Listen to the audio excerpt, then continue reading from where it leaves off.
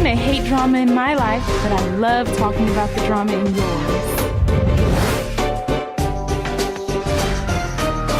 I may watch too much reality TV, but you're listening to me talk about it. Hey, what's up, everyone? This is Fumi. And I'm B. And you have tuned into a new episode of RealiTEA-V. Welcome, welcome, welcome. So before I were to start off with our usual, I was at the gym today. And my trainer wanted me to do a shout out. So shout out to Corey. He's a fitness trainer at Platinum Fitness here in Las Vegas on Silverado Ranch.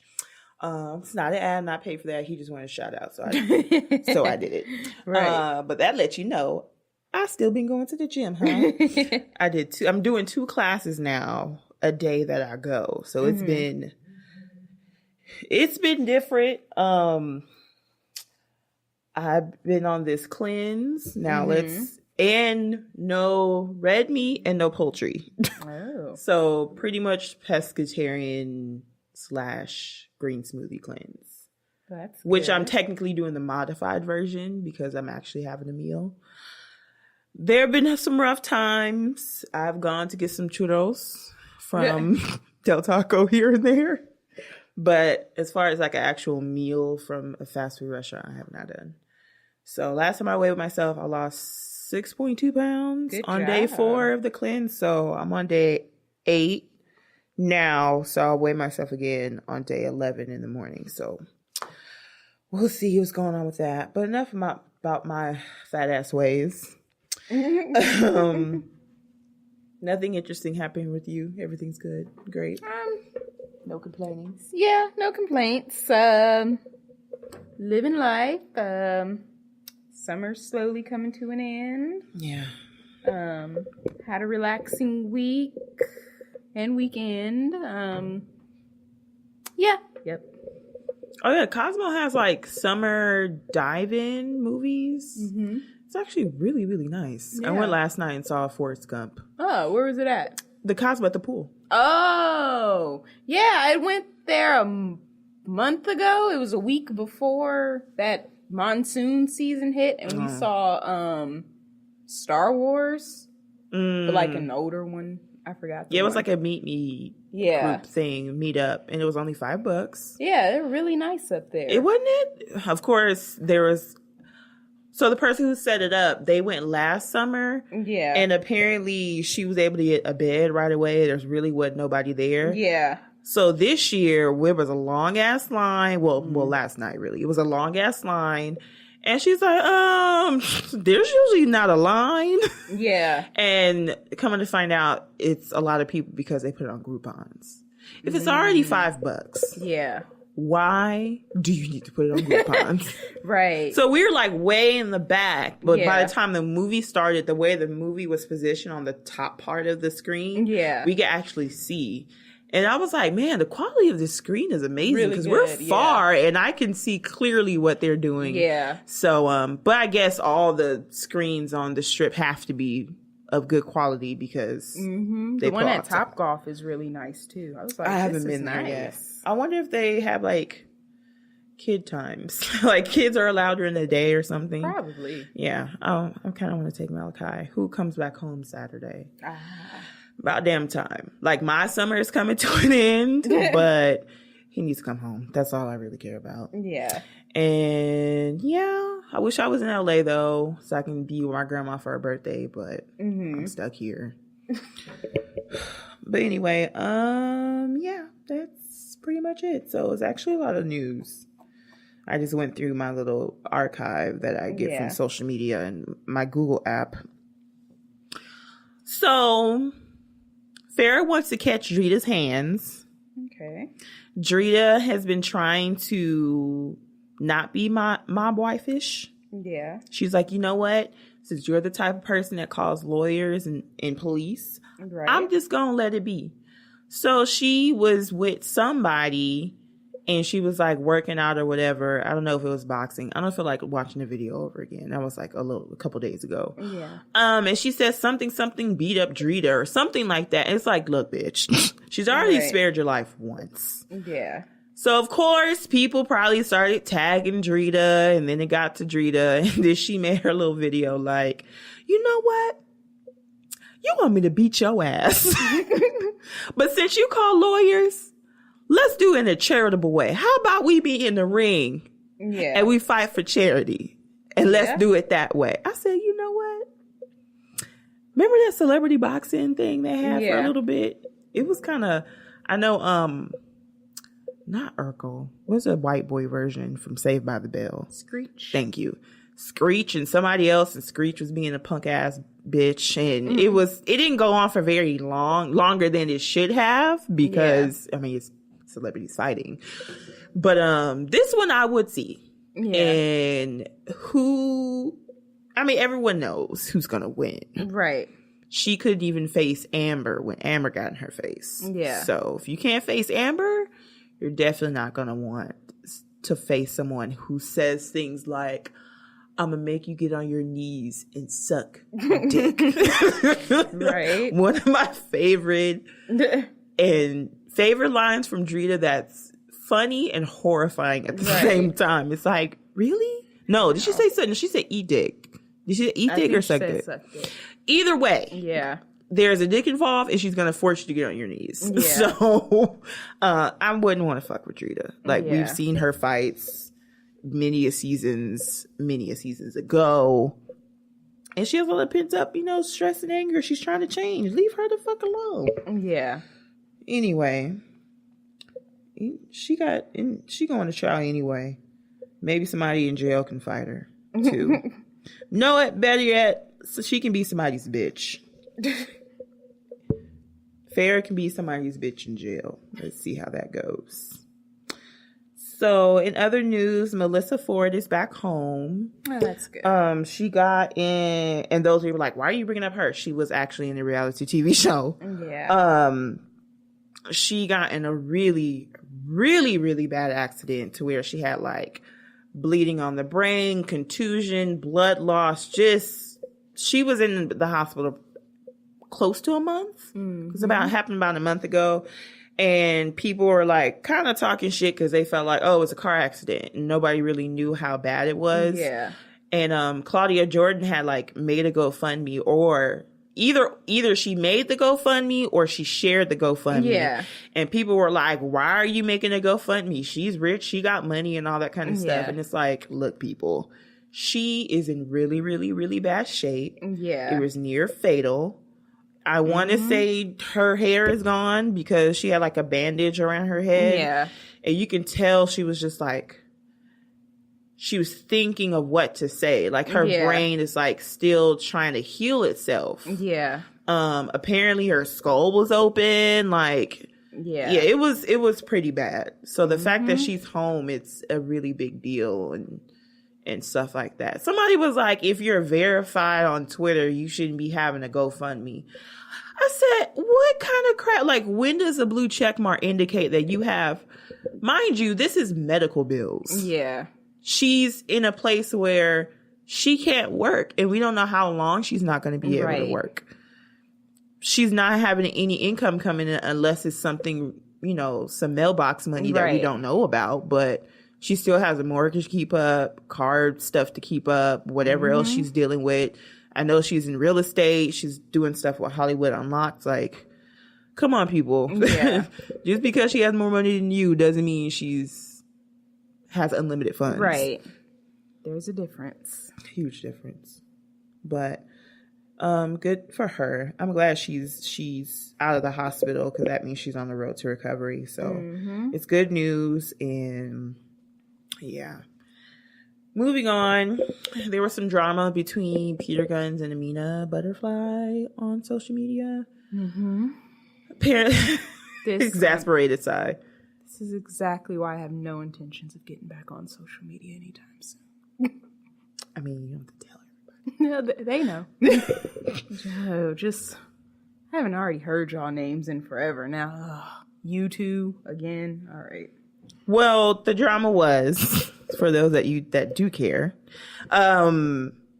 Peter posted a picture of one of his daughters, I guess the older daughter, with Amina, like happy birthday and blah, blah, blah, blah, blah.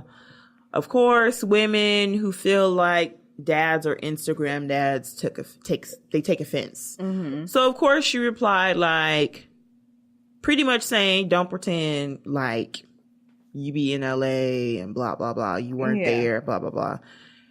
And I feel like I don't see why it was necessary for Amina to say anything. It's not like he was like saying that he spent actual time with her and he didn't. He just said he hates that he wasn't with her. Yeah. And she went out and really opened everybody up to their business when it could have just been a nice little happy birthday shout out. Right. And of course he had to be pretty much talk to her, but through social media, because now he has to answer because she's already left it open. Right. And so he said, I never said that X, Y, and Z. I'm really just trying to tell my daughter happy birthday. Right. If you feel some type of way, cool, but can you tell me? And then Amina had to go back on social media and say, oh, I didn't say that to say he was a bad father or anything like that. You know, I just want to clarify. It's like, well, why did you say anything in the beginning? Yeah. Nobody would have said anything if you casting for Love and Hip Hop New York coming up. I don't know. That's information I wouldn't know. I know. I just, why are you? Okay. All right. Good for them. Glad they resolved it.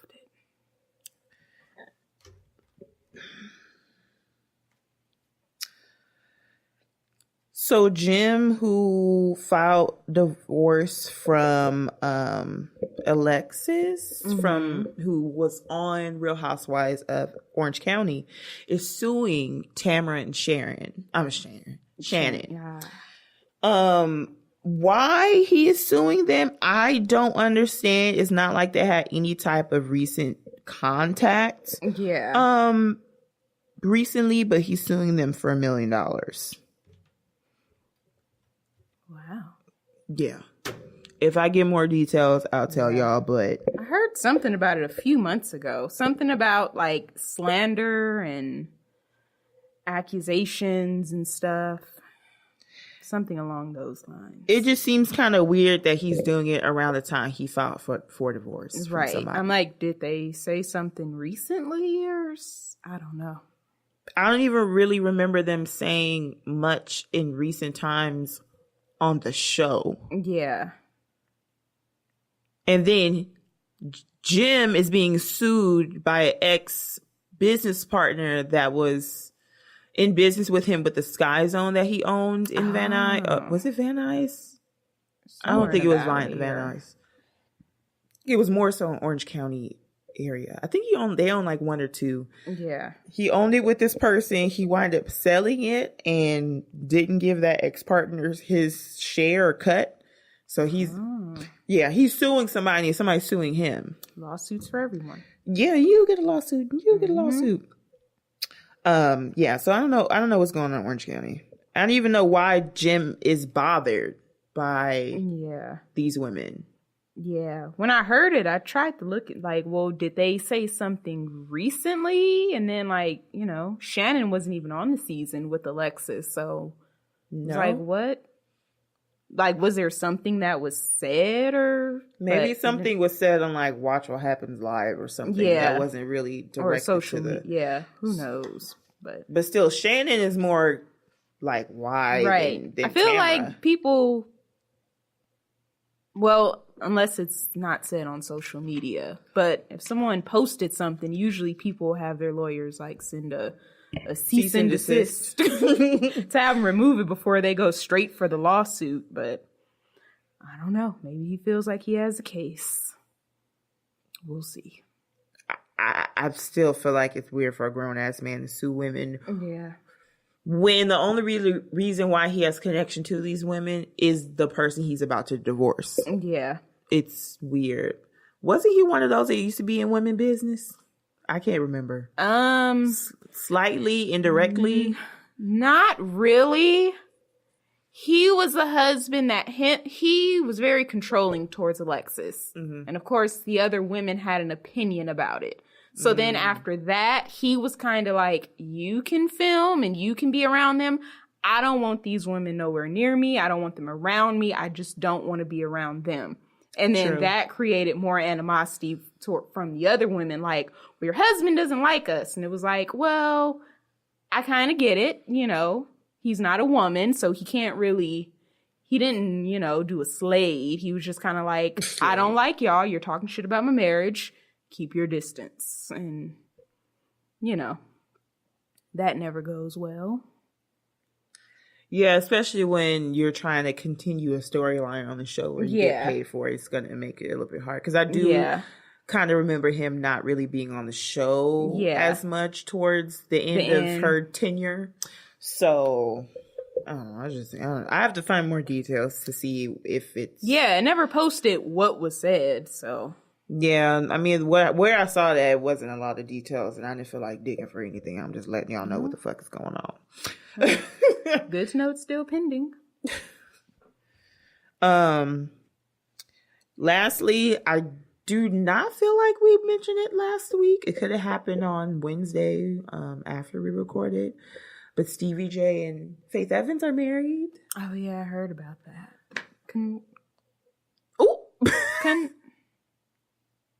Live your lives. You know, I wish you nothing but whatever's gonna happen. I can't wish Faith Evans the worst. I just can't. So I'm just gonna say, I wish you whatever happens. Can't be wasting wishes. So if they live happily ever after, if they don't. You look like that emoji, like, I don't know. Yeah, it's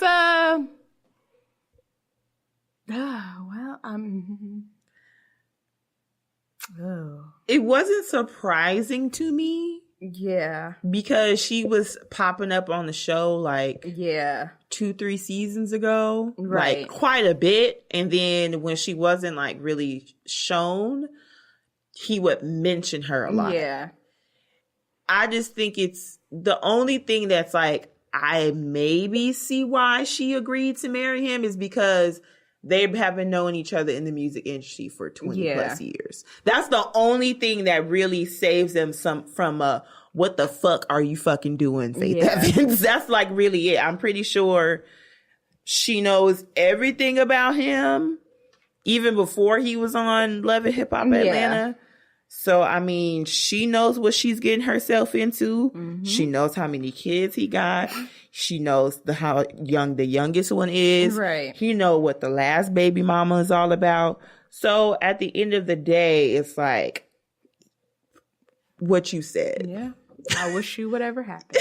So, and then, of course, it was reported that they filed for a marriage license, and then the next day it was like, no, they actually got married. And then that same day, when it was confirmed that they got married, they were like, new single, July 27th. Oh, Lord. Now, not get me, but I heard a snippet on Facebook.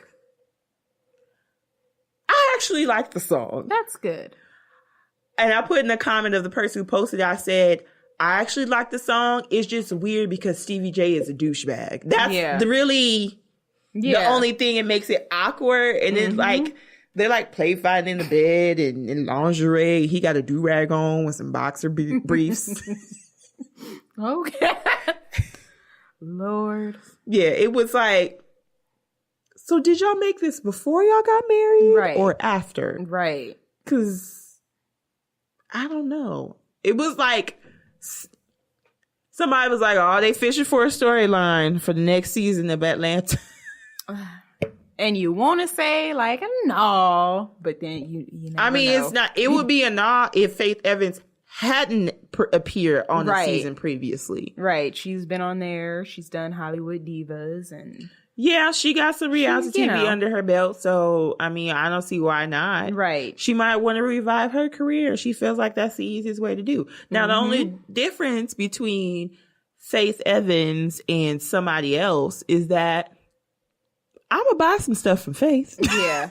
She is a legend. She was on Divas for a reason. And she can still blow. Yeah. So...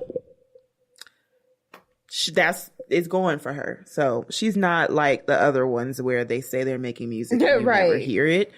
There's classics. Her song come on. It's like, oh shit, I remember this. Right. So it's like you barely get a pass, face. Yeah. You barely get. If you weren't a person that or hold your own, then it would be a different situation. But because you are the Faith Evans, I can't really say much else. But all right, girl, do what you want. It is what it is. Mm-hmm. You grown. And that's all the news that we can deal with. So, on to the shows that I actually watched, because I did not watch everything. I'm still binging on 90 Day Fiancé. I finally finished the original 90 Day Fiancé. Yeah. Now I'm watching 90 Day Fiancé Happily Ever After. And then after that, I have to watch 90 Day Fiancé Before the 90 Days. Yeah. It's a lot of shit, and it's very, very interessante. Yeah. Interessante. That's how I usually say it. But with the season, well, not the season finale, the last part of the reunion for Southern Charm had came on, and this is when they brought out Trashley. For those who actually like her, Ashley. But the one thing I don't really care for her is how 1 minute she's always saying, like, to Catherine, like, I want us to, be cordial, and I'm going to be around, and I just want to have us a decent relationship. But she will always attack Catherine with, don't forget that you got your kids taken away from you, and you're just an egg donor. Now, of course, she's at the finale. God, why I keep calling it finale? The reunion. And everybody is like, Ashley, we need you to understand why when you apologize, it's full of shit. Right. It's not necessarily that you are having this feud with Catherine.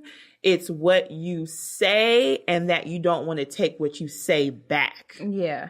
So when she got in an argument with Catherine at, I want to say Hilton Head, she said, well, I apologize to you because I was wrong time or place.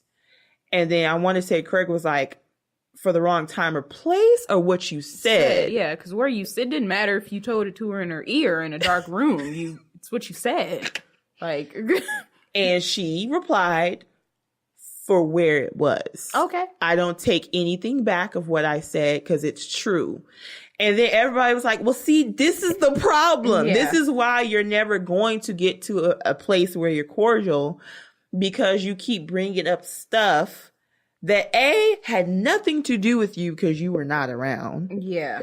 B, you're just saying this because obviously Thomas has said things about her to you to where you feel like you have the upper hand and you can just say whatever the fuck you want because you think Thomas is never leaving. So she wouldn't take back the fact that she called her egg donor. She said, she continued to say, like, well, I said, remember that you got your kids taken from you because they did. And she was like, well, how is that any of your business? How is that your place? I already know. About my that. Kids didn't get taken away and put into your care. So what does it matter? And then, of course, when Trashley feels like she doesn't get her way, that's when she starts doing the attacks again. Yeah. And she was like, well, it's not even your place. She was like, you don't even do your drug test. Like, how many you do? 4? She was like, bitch, I've done 15. Like, you can drug test me. She was like, well, you already almost missed the last one. Oh my God. She was like, I was at work and Thomas can have me do a drug test at any time he wants. And I was at work and I barely made it. She was like, well, you barely made it and you would have failed because it would have been a missed test. It's like, still, how was it your place to even tell me any of these things? Why do you even know what's going on with my custody battle with my kids? Right.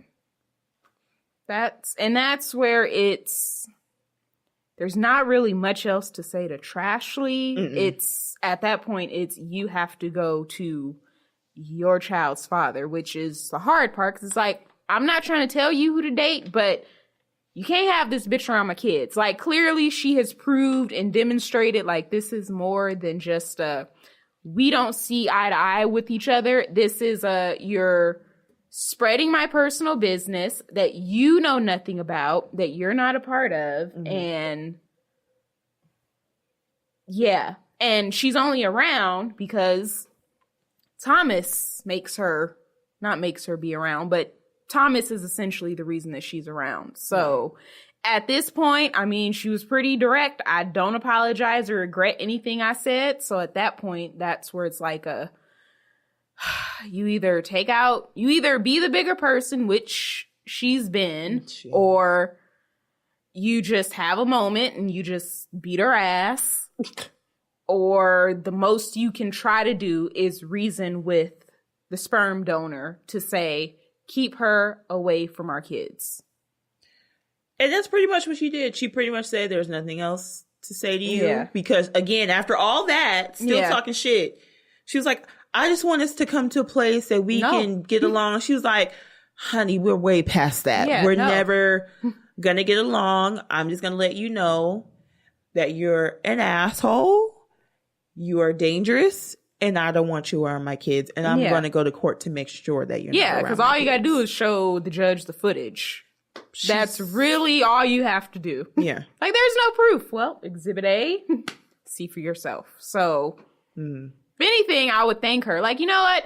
Thank you for saying everything you said on TV, because you just gave me the proof to make you disappear that much easier. I feel like she did say that. Yeah. Like, everything you're saying is like stuff that Catherine actually did. Right. She was just like, whatever. And then I think she also said thank you. She was like, because you pretty much gave me a reason to show everyone that I really have shown restraint and things of that nature.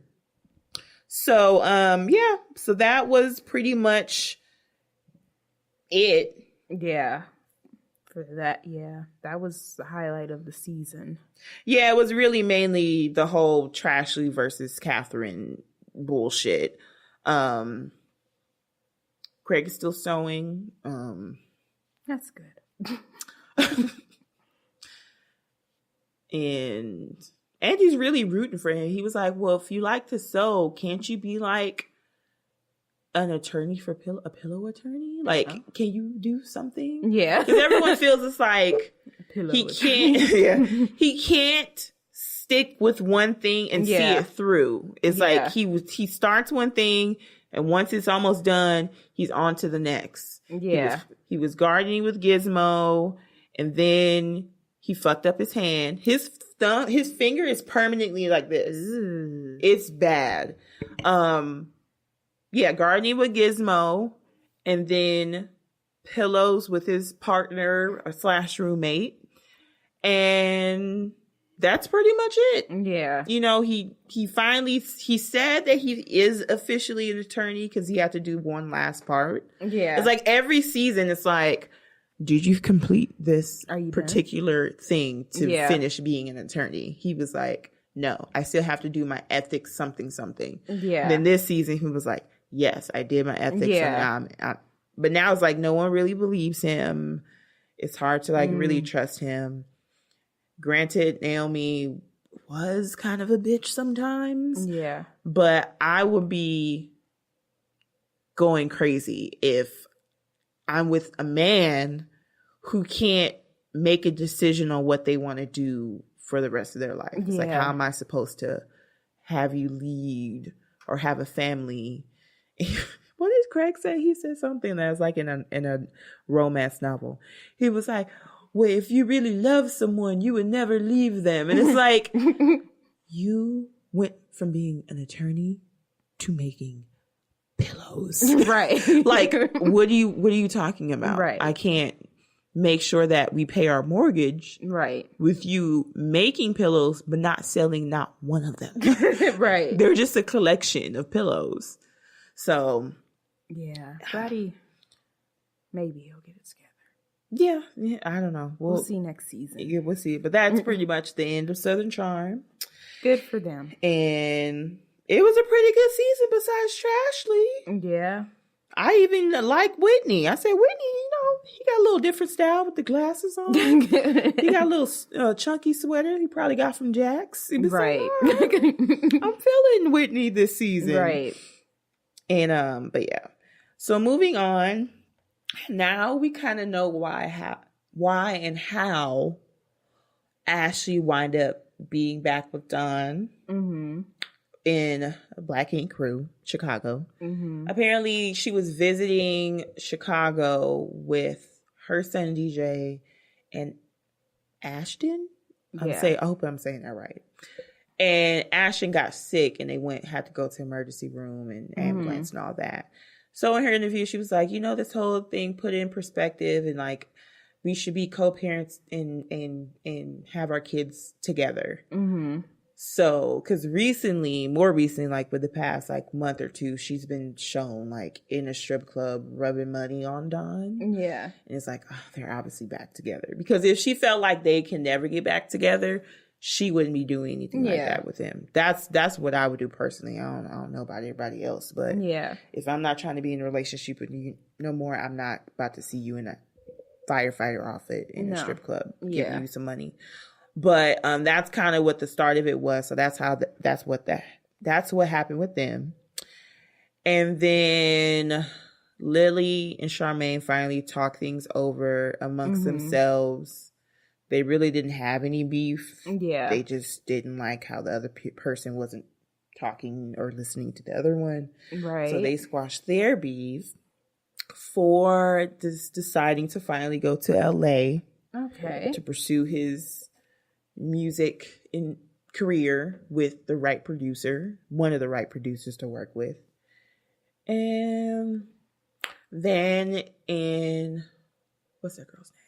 His girlfriend I always forget her broken name. Up. Whatever. I don't know. And I'm trying to get through the show really quick because it's the same stuff over and over again. Yeah. And nothing with Danielle. And nothing with the new girl. Nothing with you. And nothing with the tall ones. Cat. No, that's New York. No, Cat. I know you said Kit. I was like, no, that's New York. Cat. Kit. There's a Kit in New York. Mm-hmm. Oh, Kitty. Yeah. Oh, I don't call her Kit. I didn't know who you were talking about. Cobra. Oh. I said Kid. And that's it. So we're done with Black Ink Crew. Yeah. Chicago. Best of luck to them. I think there's more drama on the next episode when they go to somewhere. I think Jamaica or something like that. Oh, yeah. Because Ryan is there for some odd reason. It's like, for someone who doesn't really care about the people at the other shop. Why are you here? Yeah. I guess. Okay, production. Work your magic. Yeah. And so we're going to move on to Potomac. I don't recall seeing Sunday's episode, but we didn't talk about Potomac last week. So we're going to talk about last week's episode. It was, Ashley and Karen are one of the best examples of a frenemy relationship. Yeah. Ashley says she likes Karen. She likes to be around Karen. She's a good time. But any opportunity she gets, right? If there's some gossip where somebody tells Ashley something about Karen, she's telling not only Karen, but the whole world. That's what I just heard. Okay. Yeah. So they're in a van for like an hour or two, and they're just chatting back and forth. And she brings up the whole situation with Karen saying or allegedly saying that she didn't want Ray's old dried up penis. And of course, Karen shot back with stuff about her husband, which is the part that baffles me. Yeah. If I have dirt that can be brought up very quickly because it's on the surface. Right. It's not under a rug. Yeah, it's your dirt is right next to mine. Like, I don't see how she tries to make people accountable, but just worry about yourself. Yeah. At the end of the day. Right. Karen, you say you don't want his... I mean, they've been married all these years. Like, my auntie and uncle have been married for 46 years. I'm pretty sure they have said worse things. I don't want your dried up penis. I don't want your same... Like... And they're old, so who knows the shit that they've said about each other to each other. And Ray's older than Karen. Yeah, like, get your bald-headed ass out of here. Get, like... It's what married people do. And old married people, like, that's... You know when she get irritated, you know that country side of her comes out. So I'm pretty sure she be in the house like, Ray, I'm tired of your black ass. Mm-hmm. Right. Like, and it's just... So for me, if I would have been in the van, you said you don't want Ray... Okay. I wouldn't have even looked like... That's not even cold tea. That's just... Do better. Bring me something better. That's Aquafina. Like, pretty much. But you... She said, when your marriage get to 20 years, let me know. Or something like that. It ain't gonna make it two more years. No, it ain't gonna make it at that adjusted prenup year. Right. That bathtub video did nothing. What was it called? Coffee and Love? Love and Coffee? I don't remember what that shit was. It was some hot ass mess. I feel like it belongs in a musical. Like... You know, some musical songs, they fit in musicals only. But when it comes to like on a track on Kiss FM in LA, or I don't see that being going anywhere. Shit, Kim Zolciak's song was more appropriate for radio, and that's only because Candy did it. Right. So maybe we can call up Gabriella and Troy for High School Musical 4 and make it happen. I never really watched any of those, and I refuse to. Yeah, they were actually pretty good. I'll give them that. Yeah, but I like Sweeney Todd's musical songs better than that's, and I'd be singing along. Yeah. And I don't really care for musicals. Yeah. But for some odd reason, I like Sweeney Todd. Yeah, that one was a good one. Yeah. I would love to see it on stage. Mm-hmm. I've only had the movie with, what's his face? Depp. Yeah. Depp. But I like the songs in that musical. In the video movie, I'm tired. I went to the gym and my brain is all over the place right now. But that didn't sit well with me. So the other person who's kind of like Ashley is Giselle. Yeah. Because Giselle doesn't want anybody in her business, but she's continuously being in other people's business and trying to say, well, I know what you did. And you did this. And it's like, no, bitch, I didn't. Yes, you did. And it's like, look, First Lady. Yeah. Former First Lady. She's miserable. She is. She really is. Because she tried, of course, her little Chihuahua pet came in and tried to defend Giselle. Oh, Jesus. The hood loves me right now.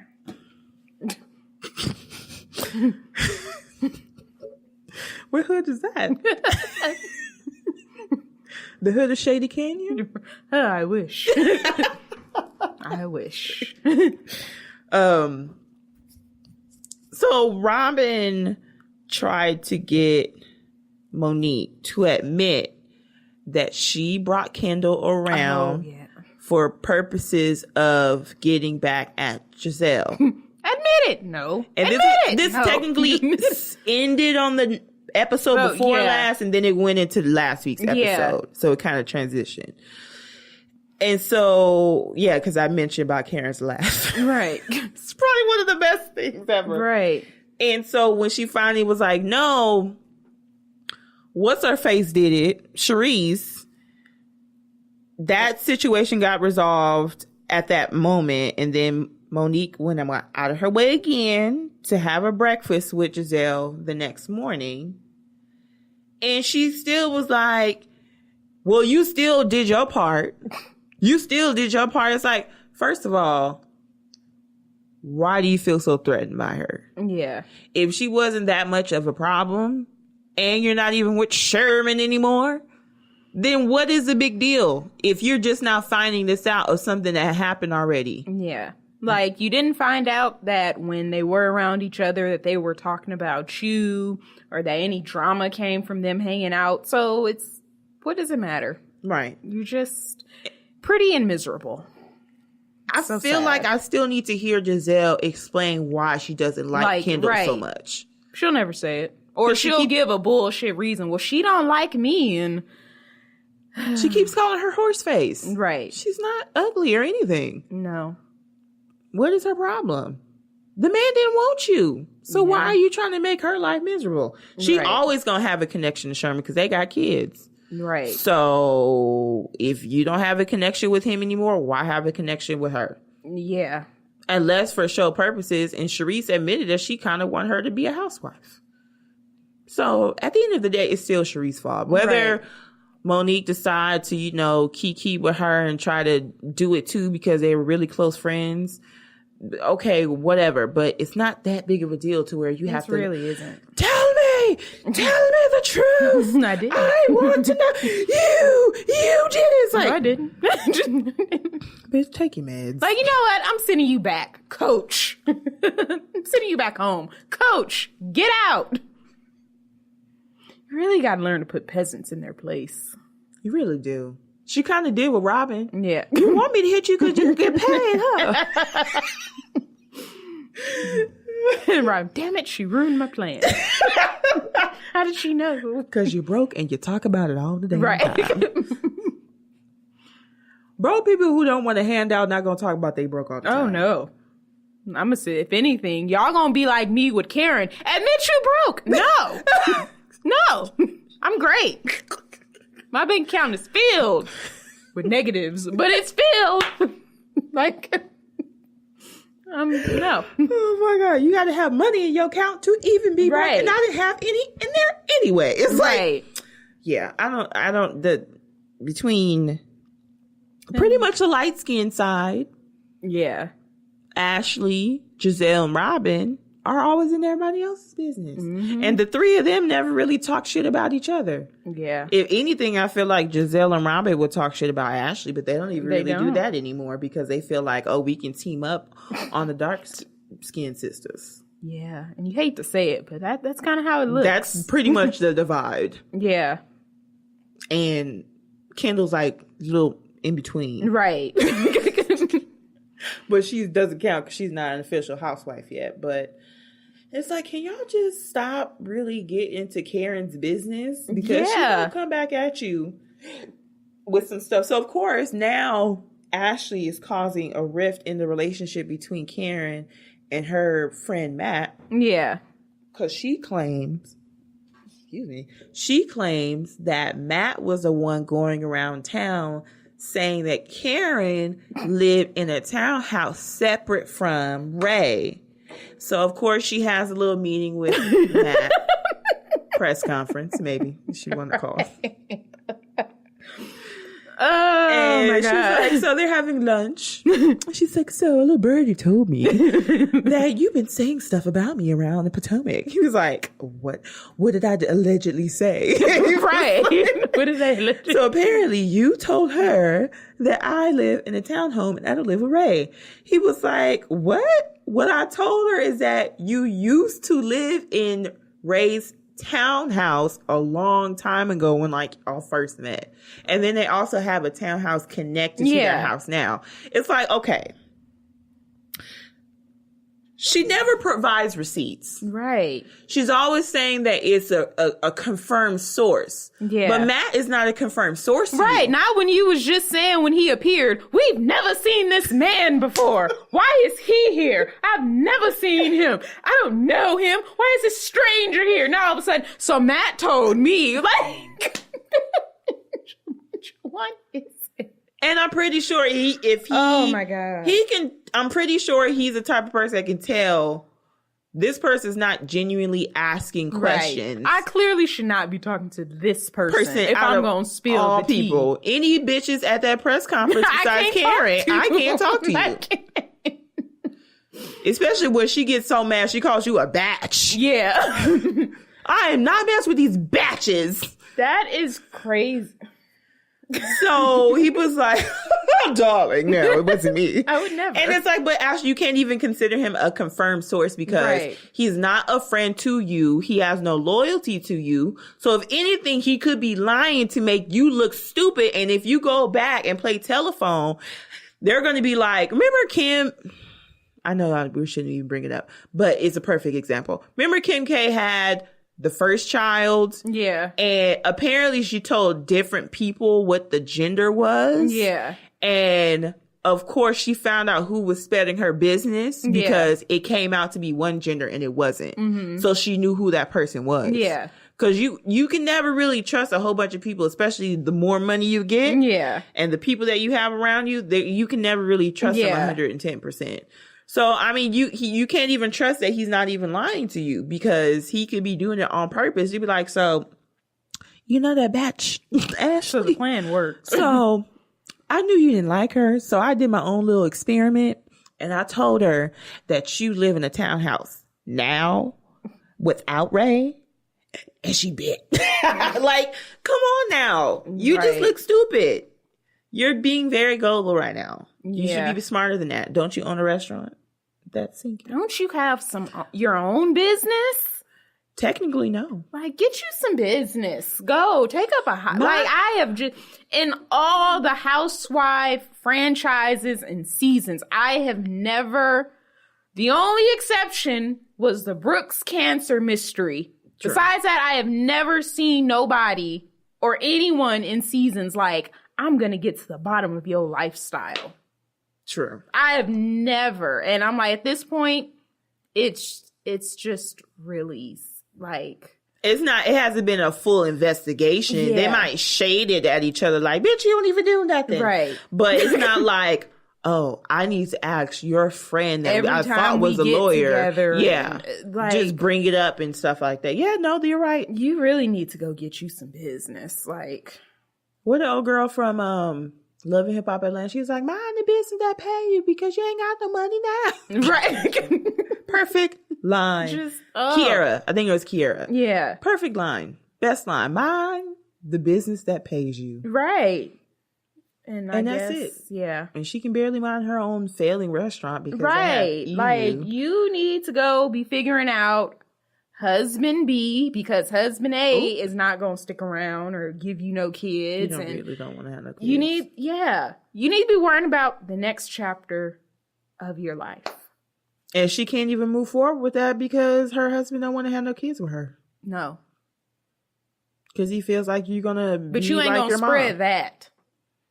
Spread that. Take that to the bank. Put that in your pipe. And there's so many old people Get that check and cash it. Like, there's so many sayings. Take that to the bank. Now check that. Like, it's just, Jesus. I'm like, I don't know. Maybe they do get a bonus for incentives for, like, discovering lies. It always comes back to me, that show, that scripted series, Unreal. Yeah. It was like, yeah, these producers really be like, but if you love him and that's your man, you go for it. Don't let anybody stand in your way. That's code for, I want you to beat that bitch ass because I have a $10,000 bonus I'm trying to get. And that's pretty much how. So yes, we know production can be very involved in wanting everybody to do things, and hopefully they can get a scene out of it. Yeah, because I'm like, girl, what is your motive for really needing to know her business like that? Like, and the crazy thing is, Ashley don't really have any friends on that show. No. Giselle has Robin. Monique, I combined two names. Monique and Sharice, I mean, they were friends. Now they're kind of like on rocky ground. But if they had to be like, I'm sick and I need to call somebody, she can call Sharice. What's that new girl name? Candace ain't even friends with Ashley like that. And they met, well, no, Monique and Candace met at Ashley's event. Yeah, Ashley was the one that kind of brought Candace around. So, and they're not even really friends. Yeah. You know, I really tried to like Candace. that no longer applies. I tried. I cannot. I'm all for being bougie. Don't get me fucking wrong. Nothing we have mentioned it many a times. There's nothing wrong with being bougie and being able to call somebody a peasant. It's a way of life. I would love to do that one day, and I'm going to do it. When it's the right time, I will... What's that mean with the black guy at the podium? Like, hello, peasants. Peasants. I've just waited. I'm just waiting for me to be able to call somebody a peasant. Just one good time. Somebody getting on my nerves. Look, peasant. And it really does apply. Yeah. I'm all for it, but she acts like a child. And that's the part that really irritates me, is because, you know, I have these problems with my husband, you know. It's kind of like you were saying. I mean, my husband's not an athlete, but, you know, he sees me on TV and magazines, and, you know, I just hate when he calls me a princess. It's like, bitch, that's what you mad about? You mad because he called you what you are? You know what? At least that's her business. She minded the business that pays her, and that's her face. Her princess. That's her princess way. I mean, you literally had crowns on your head. How will you not be a princess? I just hate it when he calls me a princess with my tiara. I'm like, bitch, you know we got like a tiara in our house, like on display for something that you want. Oh my God. You literally do the royalty wave when you see people. But yet, maybe you don't that's like her being... trying to have a storyline. That seems like pretty ingrained in her soul. That could really just be like her problems, really between problems. Her being a pageant girl, and from seeing her mom and how her mom kind of raised her. Her mom looks like she be calling bitches peasants all the time, and she just wants to have this certain type of standard and everything. But I feel like she might feel like she's like her mom, but she doesn't want to be associated with her mom. And she doesn't want to feel like a princess. Right. Because princess, I don't know why it's so negative to her. Maybe she was bullied about being a pageant queen when she was in middle school or high school. Maybe. Or being in pageants at all. Maybe. Yeah. I don't know. But it's like, girl, if those are your biggest problems, then... Maybe you can get some confidence from Honey Boo Boo. Maybe she can teach you some things. Because she's over here jiggling and all. And she's walking down whatever runway stage she wants to get whatever crown or sash she wants. And she don't care what nobody say. She would slap that belly like it ain't no problem. And she gonna be on that stage tomorrow. Maybe you can just get some confidence from that little girl. Yeah. So sad. But it's like, that's the part that's irritating me. Like, you can be this princess or queen or be bougie or whatever, but you have no confidence in yourself, which is strange. It's like maybe she only has confidence on the stage or in competition, but she doesn't have any type of confidence with anything else. You can't even tell the ladies how you feel without fucking crying. Yeah. I guess you guys just haven't really got a chance to know me. And you know, oh my God, I don't want to cry. And Giselle was like, I told these girls I liked you. Like, where's all this coming from? And they did do a clip. And she was like, yeah, I kind of like her. And she gets real defensive when she feels like no one wants to listen to her or pay attention. They're like, okay, well, I mean, do what you do. You have this facade up and then nobody want to get to know you and then you cry. Yeah. I don't want to cry. Deal with no criers. If you're going to be a bougie person, be a boss bougie person at least. Yeah. Be confident in your bouginess. Say I am bougie and that is okay. I am a princess and that is okay. Right. I mean, fiance. My fiance thinks so, but he still put a ring on it, so right. Yeah, I'm a princess, but at least I got a man though, bitch. You know, can't slap that in Giselle's face. Right. She ain't got no man right now. And she's just a bitch. So right? Yeah. So that part, that whole situation is just like, okay, girl, I'm gonna need you to get some balls a little bit. just a little bit. So let's see what's next. We can talk about basketball wives. Yes. Some people feel like Jennifer's lying about this whole thing about Tim stalking her because she was denied her permanent restraining order. Yeah. She was granted the temporary, which is like something that you file right away. You go to court. Yeah. And then it's like 3 weeks or a month or something like that. Yeah. They always have to go back and do a more permanent one, which is 5 years, I believe, in LA County. Yeah. So she got denied for the permanent, and people were talking about, she was like, I'm shaking. And she went like this, and people were like, that bitch ain't shaking. I'm shaking. Oh, dang it, you can't see her. Like, okay. It could be cold outside, but and people just felt like she's just lying. Yeah. I mean, because I remember when they were going back and forth on social media. I don't really know what was true and what wasn't with them, because I know she initially got the temporary restraining order because she was like, she felt like he was stalking her. But I remember when she had posted it, and then he had wrote something and was like, if you saw me on your street, that's because I actually live down the street or something like that. And I was like, well, I guess that would make sense. And then, I mean, he does have restaurants and stuff in LA, so I don't see why he wouldn't. Yeah, I meant to finish that season of Sweetie Pies. Oh, yeah. If he didn't, I mean, I'm not going to say I don't think he no threat or anything. I don't really think he's a threat or anything. I'll say it, but I feel like unsafe, Tim has too much to lose to do something that big. Yeah. I feel like if he didn't lose his cool with, his baby mama, and they were in some fights. Right. Then some hardcore fights. Yeah. I don't know. Yeah. Is it... Okay, let's do hypotheticals.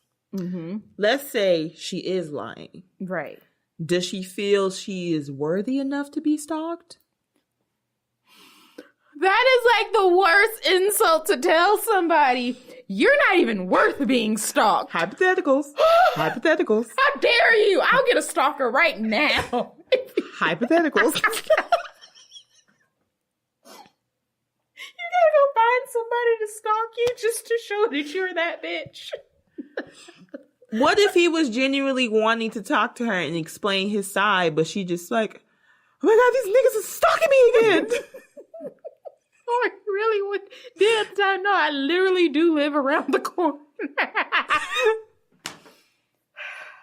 Oh my God. I mean, I wasn't trying to be funny, but it just turned into that. Because when you look at both sides, because I don't want to 100% say, yeah, he did that shit, when it's like, I don't think he would. He did that right. Shit. Whatever you say he did that shit. And then I don't want to be like, he didn't do that shit, but he did do that shit. And that's why we're just speaking to hypotheticals, right. Because so then, we weren't there. And then, Jennifer's quick to file a lawsuit. So she said that. Yeah. On her own, out her mouth. She don't fight. She got lawyers. Right. So maybe she felt like, you know what? He texted me after I told him not to. Lawsuit. You're stalking me. But then you just block people after that. Yeah. So I don't. Like if she, hypothetical. Yeah. If she genuinely felt scared for her well-being at the time of them going back and forth on social media, why do you not go through all the precautions to make sure that he does not get in contact with you? Right. And first off, and everyone reacts to stuff differently. Right. But I recall when Karrueche got that restraining order against Chris Brown. There was no back and forth between them on social media. I truly believe at one point she was really scared and said, you know what? This could really escalate. Like, if you are really in fear for your life, then why are you going back and forth? Like, I'm no expert or psychologist on behaviors, but I'm like, you're doing all this. I don't. at the time she was doing all this visible back and forth. Right. Keeping the confrontation going. Right. It can be one thing where you're going back and forth because you're upset, but once you get to the point where you're genuinely scared for your well-being, I think your fight or flight kicks in. Right. And then that's when you just fight. You were fighting, right. But now you're like, you know what? It hasn't worked. I think I need to do right. I need to back flight. Away. At that point, if you make all the necessary precautions to block him on Instagram, Twitter, Snapchat, block him off your phone, and all that, and you made it very clear that you don't want to have anything to do with him, and he's still popping up at your house, popping up down the street, all this and all that, then yes, I can see, hypothetical, don't forget, that he is being a stalker. Right. Now, if you didn't go through those precautions of blocking him, making it very clear of him not to contact you, and you're still going back and forth, it can be hard to prove to a judge that you felt in fear for your life. You have to prove that you are going to be in great harm, physical harm, then why you need this long restraining order. Right. This means no matter what he does, if y'all at a reality TV convention, he's supposed to be there because he was on Speedy Pies, and you on there because you on VH1, guess what? He can't be there. Right. I think it's either 1 or 500 yards, something. I can't remember exactly what it is. But, it kind of gets to the point where he can't do a lot of things. And if he does, then you have the means for him to be arrested at that point. Mm-hmm. So. And then, because he's been in jail before. 12 years. I don't think he would even... He don't want to go back. Yeah, he don't want to go back. And I hate, once again, Jennifer, he don't want to go back for you. I don't know him, but I feel you're good enough for someone to go to jail? Hypothetical. Right. But no, that's actually a really, really good point. For those who actually watch Sweetie Pies, they just ended their last, final season. Mm-hmm. But we have been to some of their restaurants. Mm-hmm. Very good. Yeah. But he got in business with his mom because he didn't really ever want to go back. He's never been close to going back. Yeah. Because he was very focused on being helpful to his mom's business too much to the point where she said, nigga, I got to sue you. You're doing too much. You're doing too much. But that's a whole different story. Him being sued by his own mother really was like, please stop using my name without my permission. Yeah. That's really where it came from. But he wasn't listening, verbally. So she had to do it on paperwork. But anyway, from the show, of course, we can only go by what we see on the show. We don't know anything else besides that. We don't know if he really snorted coke on the side after he eats some chicken. I don't know. But he definitely eats chicken. Yeah, he does.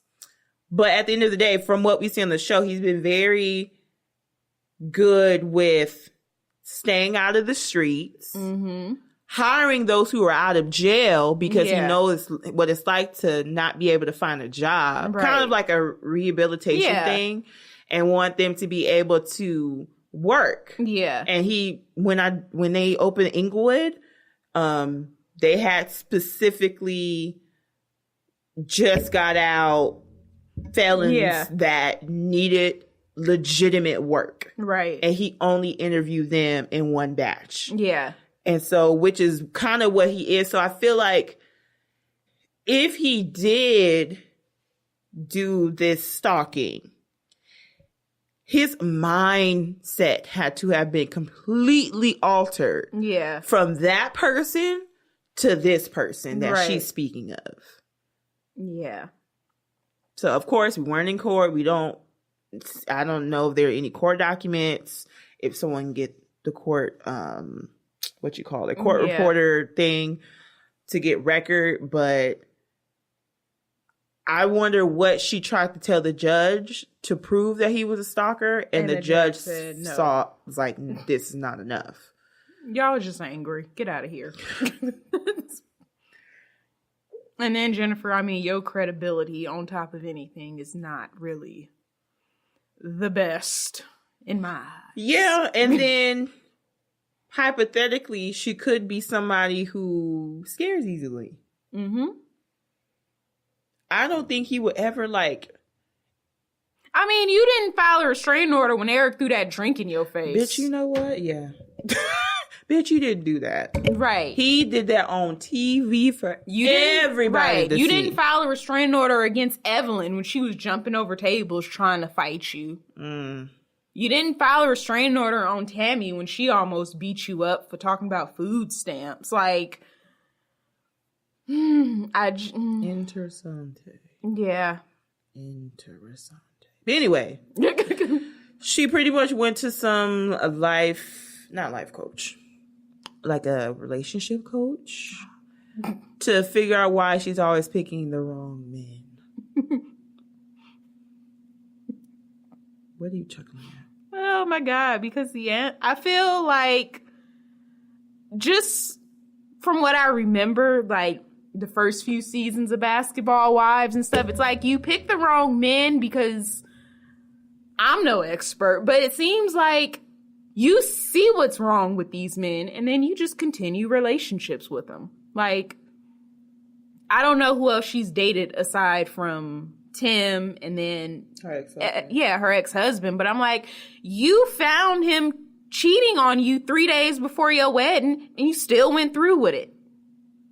So, I mean, at that point, maybe it's just a self-esteem issue. Yeah, I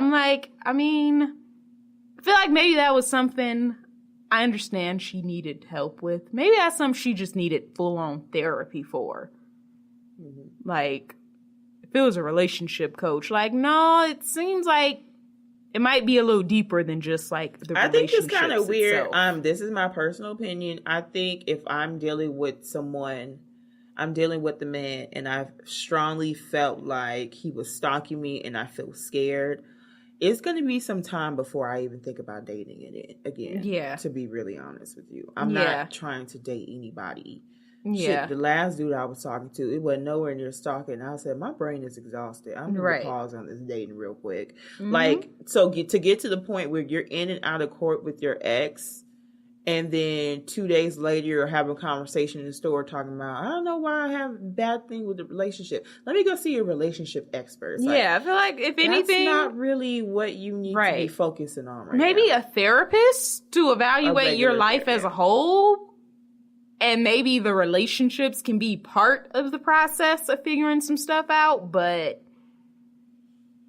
she was like, the lady was like, she did a questionnaire, and Jennifer did a questionnaire. She was like, yeah, I saw your questionnaire, and there's some things that, are some red flags. You say you have, jealousy issues or had jealousy issues in the past. And she brought up Eric, her ex-husband, and how, he was an athlete, and with them, you have to deal with groupies and blah, blah, Aisha blah. don't.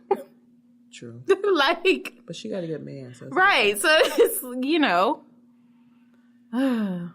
I mean, there are going to always be groupies. It really depends on the person who you with. Right. That's and then your husband, he could be a manager at Walmart. He could have groupies too. If the quality of the man is trash, it doesn't matter. That nigga got a discount. So he's going to have some bitches. He going to have some batches on the side. Right. He could be, a DJ, a club promote, I understand because you're an athlete or a musician, yes, you have more money, so you have more access to hoes. But at the end of the day, if you're going to be a trash-ass garbage man and a trash-ass basketball player, you're going to be trashy. However much money you got in your pocket is not going to dictate how good of a man you are in a relationship. Very true. And I don't understand why these women haven't figured it out. Or you're at least like some of them and it's like, I know you ain't shit, but I'll accept it. I think she was so focused on because she's been saying for a long time, I'm not dating athletes anymore. Mm-hmm. I don't want them anymore. I felt like because Tim had a restaurateur. Yeah. Restaurateur. And an entrepreneur. Right, a restaurant heir. Right, pretty much. Right. I think she felt like, oh, good. Somebody is not an athlete. He has a regular paying, you know, he's a regular businessman. Right. Like, he's not broke. Right. But he's not going to really... I'm telling you, Tim has access to free chicken as much as he wants. And macaroni and chicken. We had that food. Mm-hmm. Do you remember that macaroni chicken side ball? The bowl ball macaroni. Yeah. So they had this huge ball of mac and cheese that they fry. Mm-hmm.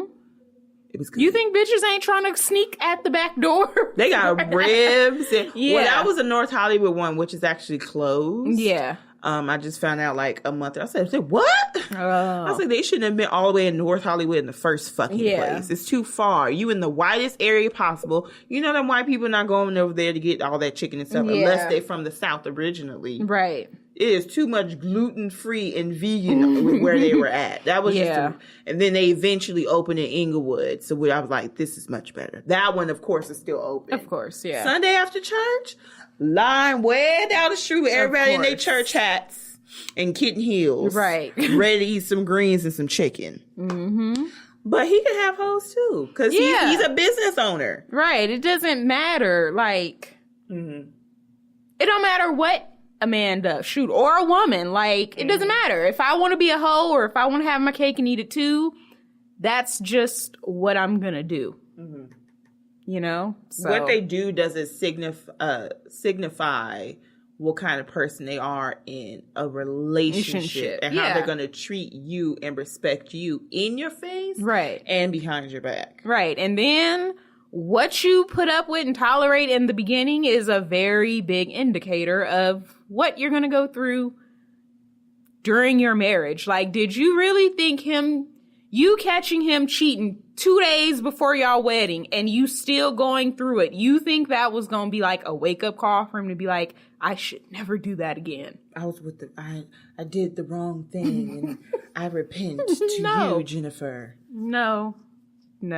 They even hit 10 years. No, they were only like 3 or 4. Because I remember she went on a date and she was like, yeah, I'm divorced. And he was like, oh, how long were you married? And she was like, she either said 3 or 4 years, and the guy was like, wow, that was a long time. And I was like, what? Yes, it was back, like, obviously, Cecula days. Yeah. Me and Raina was like, that is not a long time. Like, and I was trying to figure out, like, was he being sarcastic, or was he really? I hope he was being sarcastic. Wow, that was a really long time. But why do people feel like 5 years is a long time? Oh. Maybe he was being sarcastic. I don't know. I really hope so. Because I felt like since the beginning, I feel like she was, I'm going through a divorce. I feel like she's been talking about this damn divorce. My divorce. Yeah. Needs to be a song. Right. It's like she keeps bringing it up. They didn't have any kids. Divorce has been finalized. They have no other connection directly. Right. The signatures have been... The ink has been dry. The drinks have been thrown, and let it, girl. Drinks have been thrown already. You didn't clean that up already. You know what? You good. Move on. Mm-hmm. Move on from that. And I feel like that has been, since they've been officially divorced, I don't feel like Googling it because I only got 7% on my phone. Yeah. But it's been at least 6 years. Yeah. Oh, it's been a long time. Yeah. Definitely more than 3. Yeah, I keep forgetting we're all the way in 2018. Yeah, they've been divorced since before her and Evelyn had a blowout, and that's been 4 years. Yeah. So yeah, like maybe 5 years at least. Yeah, I mean, I can understand if she's, damn, what am I doing wrong? But I don't think a relationship expert is what she needs. I think she needs a full-blown therapist to maybe ask some deeper questions. Not, why do I keep picking the same men, but... I mean, she's already asking a question that I feel like should go to a regular licensed therapist. Yeah. Because a relationship expert, it's like telling Dr. Heavenly, why do I pick the wrong man? It's like, first of all, it's not the person you really need to go to. Right. And it's something a lot deeper. Right. Than just the relationship. The relationship part is a very, like, a surface level type of stuff. I already know what my problem is in dating. But I wouldn't see, like, a matchmaker or a relationship expert. Right. That's once I figured all the shit out and I'm like, okay, internally, point me into the right direction. Right. Like, how do I, how to date? Like, that's what a relationship expert or coach, whatever you want to call it, that's when they step in. But when you're trying to figure out how do I why do I keep picking the wrong men? That's a whole different situation. That's like Patty Stanger. She'd be like, okay, put some, what she used to call them? Some Jewish term. Yeah. Let's just put the people that they usually pick in the mix, even though she knows that they're the wrong purpose. Yeah. And then they wind up picking the people that they know they shouldn't be with. Now, she's only a matchmaker. She can't go into the details of why you are picking these particular women. All she can say, or men, all she can say is like, you're still doing the same thing. There's other things that you need to fix if you feel like you truly want to stop picking the same people. Mm-hmm. And that's pretty much that situation. So Jennifer got a lot of stuff going on, which is kind of the same as Ashley's. Like, for you to have all this stuff going on, you really talking a lot about other people's business. Yeah. How about you just go and just worry about whatever you got to worry about and move on. Go see, if Jackie can go see a therapist, you can go see a therapist. Let's move on from Jennifer. Yeah. Speaking of Jackie, I really like her this season. She is so calm and nurturing and nice and really worried about her business. Yeah. And if somebody tells, her their personal business, she's like, oh no. Do you think she told Malaysia. Yeah. She has a fear of police, which is very understandable, being that her brother was killed by police when they thought he had a weapon and he didn't. Yeah. Stuff we still hear to this day. So she is traumatized by the whole situation. Right. So when she was telling Jackie about how she's traumatized, but she needs to talk to her son because her son is getting up. He's at that weird age, like 11, 12, 13, where they start getting tall. Mm-hmm. Their voices start getting deep. They got a little peach fuzz coming in their face. And it gets hard to distinguish a child from an adult. Yeah. So she has to talk to her son about how to respond to officers, make sure your hands is always, in plain sight. She gets on him about him wearing hoodies. Which is like, yes, it's sad that we have to tell our children that you can't wear hoodies in some places. Shit, sometimes even in your damn car, you can't wear a hoodie because they don't know, they can't see you, they can't confirm or deny who you are. But definitely, even for myself, it's like you walk in a bank, I'll take my sunglasses off. And if I have a hat, I'll take my hat off or a hood off. Yeah. That's what I do as a Black woman. So as a Black man, you automatically have to be like, let me look the least amount of threatening possible. Mm-hmm. And this is the conversation she has to have with her son. But anyway, back to the conversation she was having with Jackie. Jackie was like, well, maybe, is there something you want to like go see?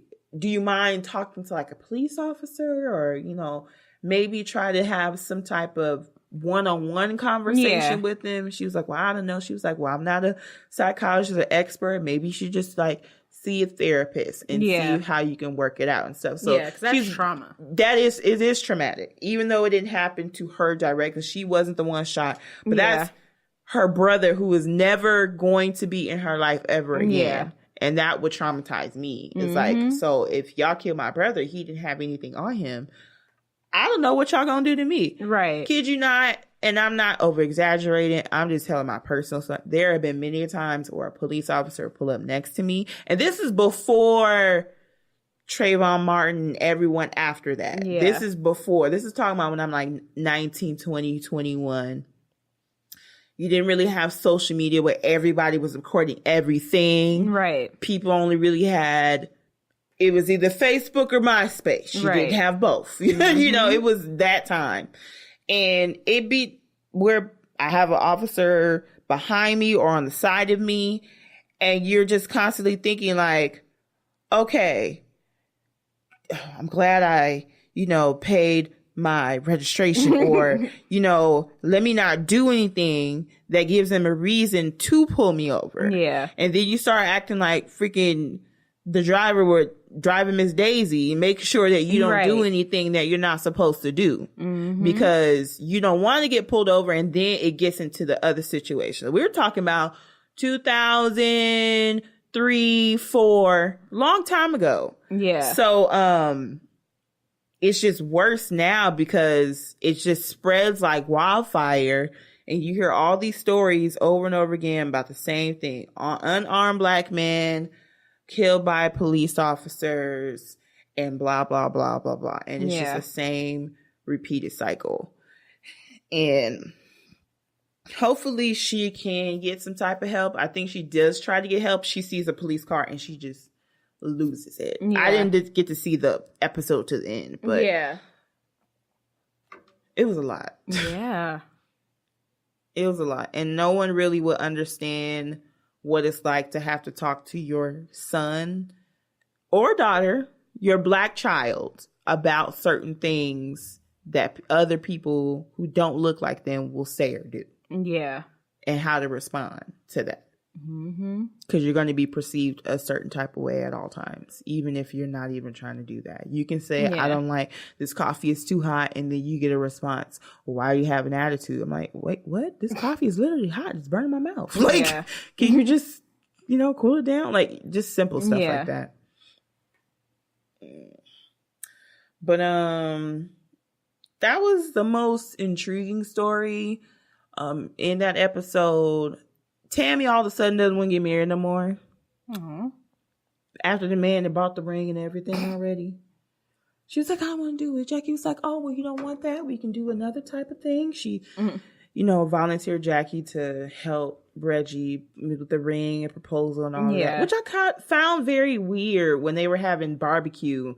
They were like, oh, you have the ring? He was like, yeah. When you going to propose? In a couple of weeks. And it's just like Tammy, her daughters, and him. I'm like, why are y'all having this discussion?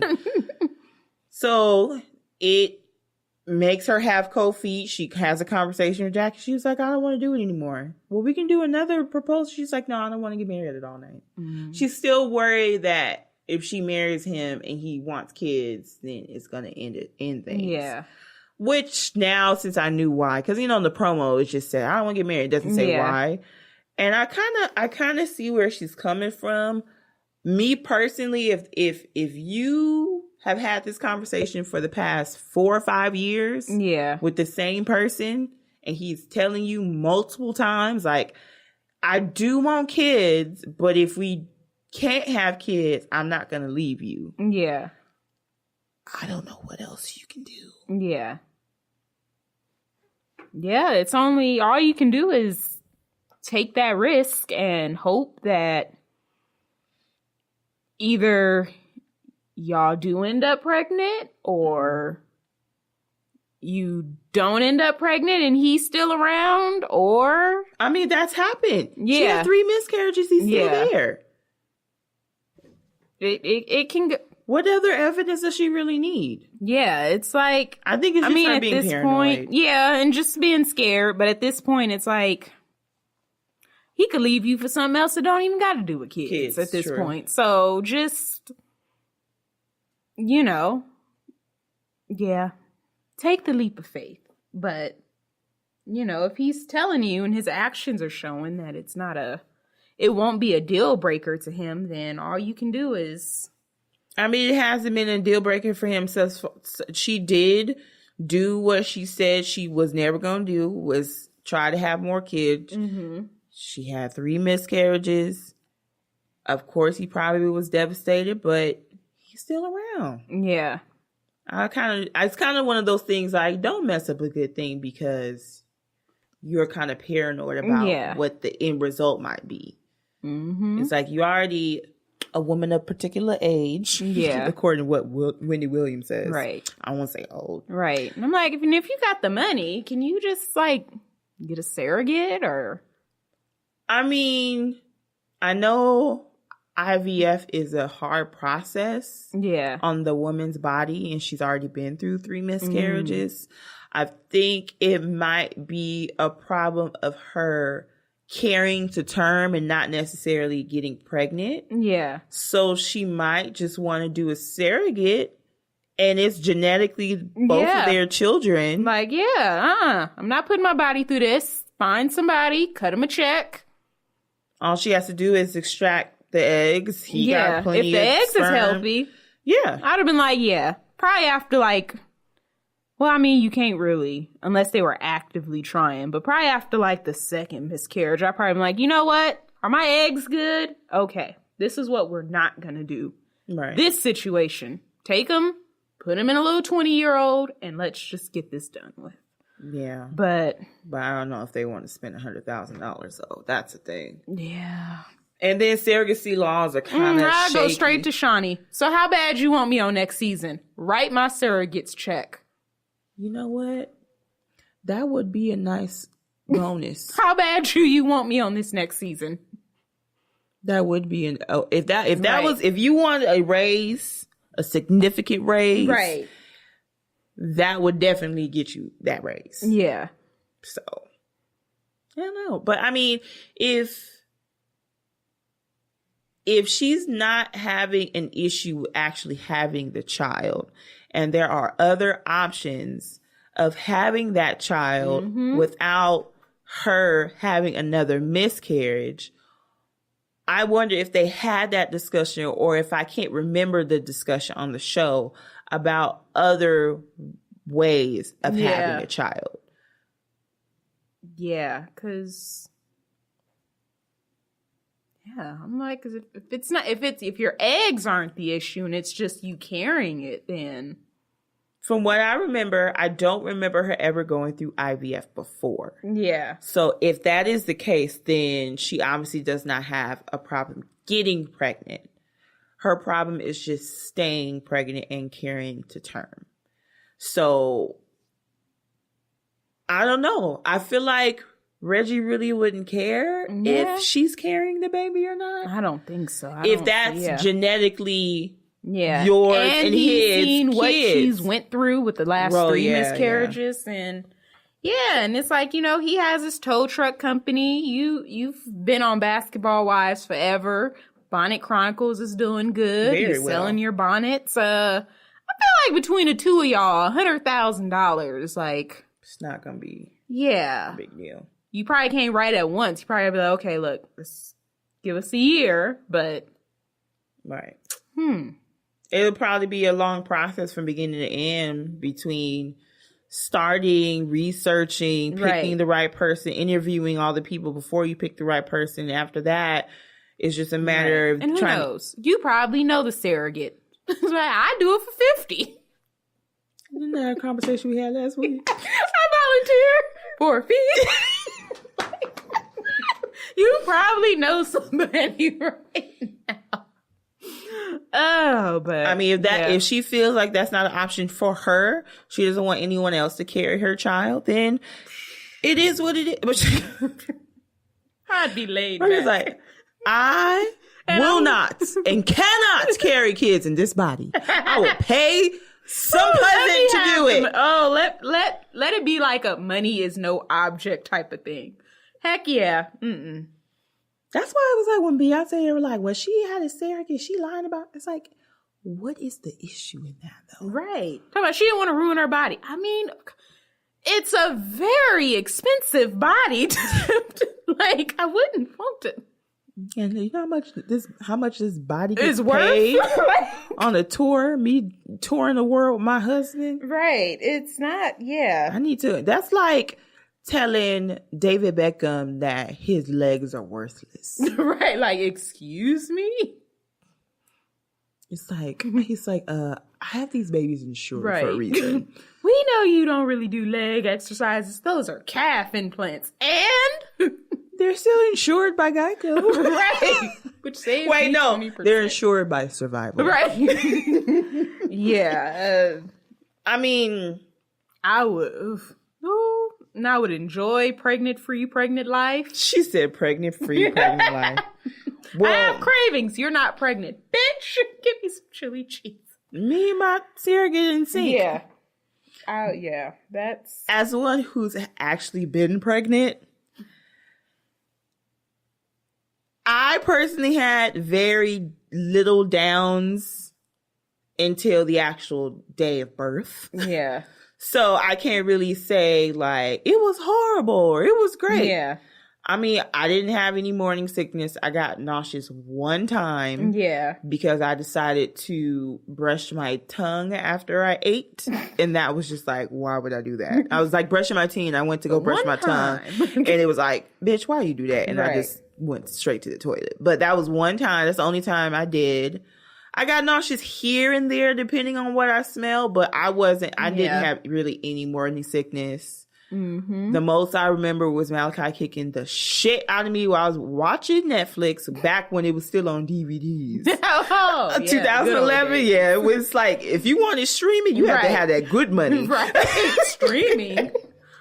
How can you do such things? Like 2011, 2010, 2011, when I was pregnant, it's like, we were still used to not being able to contact each other so easily. Yeah. Like, we knew if we left our phone at home, it wasn't that big of a deal. Yeah. Like, if you have FaceTime, it was like, ooh, this bitch got FaceTime. They got a MacBook Pro. Because it really wasn't on phones yet. So it was like a lot. It was different. Yeah. We're like at that age where we're the last generation before or age group where we, Before shit just got fucked up. Well, yeah. People underestimate. I was going to say we're the last age group where when we were younger, we grew up without technology. Yeah. Like, the only time we used a computer was do your homework and computer class. Yeah. Like, that's the only really time you use a computer. It was a big deal for you to have a cell phone in middle school. Like, it was that means your parents is rich. Yeah. Because they can get you all the minutes you can remember, minutes wasn't always unlimited. No, you better wait until after 9. And if you pay extra, you can call me after 7. Right. But don't you dare call me 6 before those times. Because it's charging me. It's taking up my 1,000 minutes a month that I'm supposed to be getting. And then sending a text was 10 cents a minute. So, we sound fucking old. Right. We do. And we only in our early 30s. Mm-hmm. But that was the time where it wasn't so easy to get in contact with people. Anyway.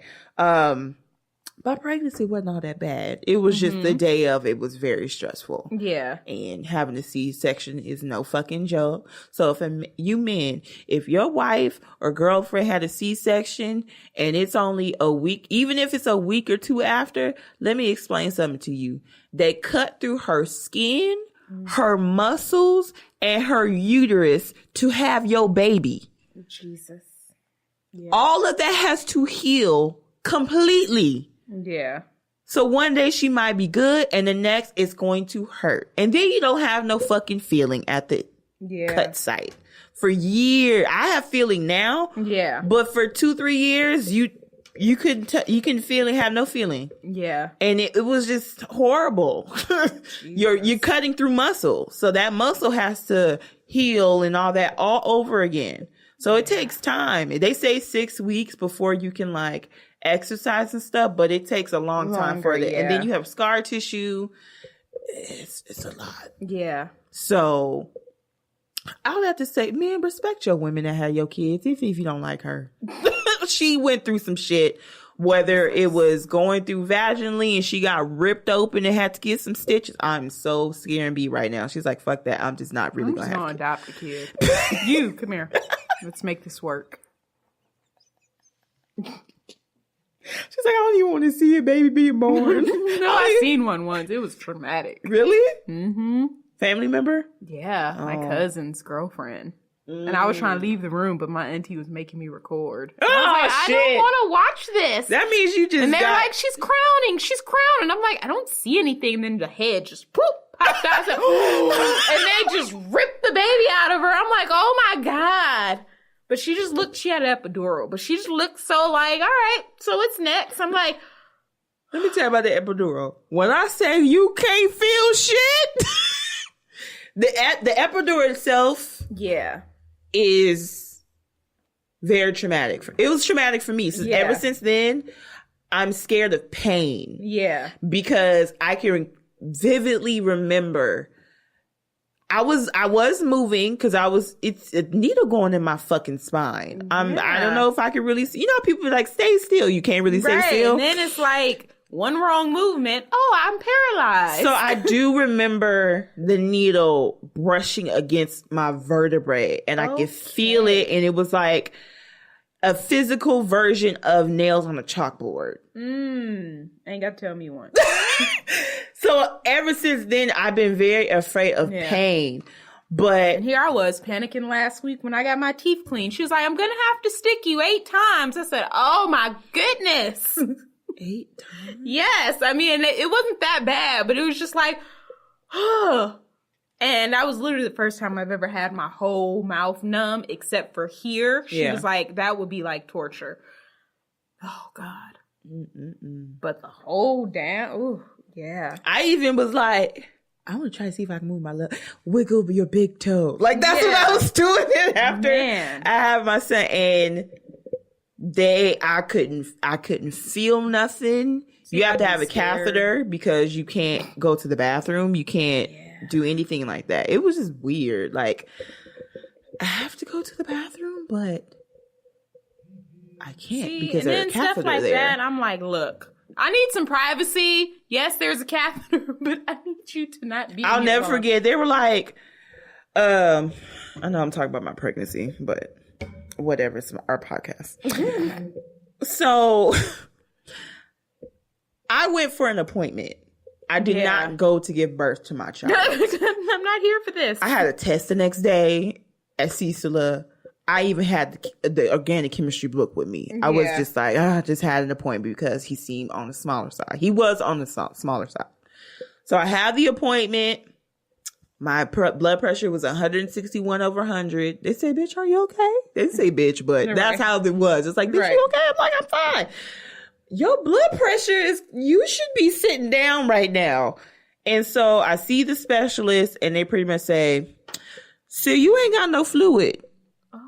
And give me some water.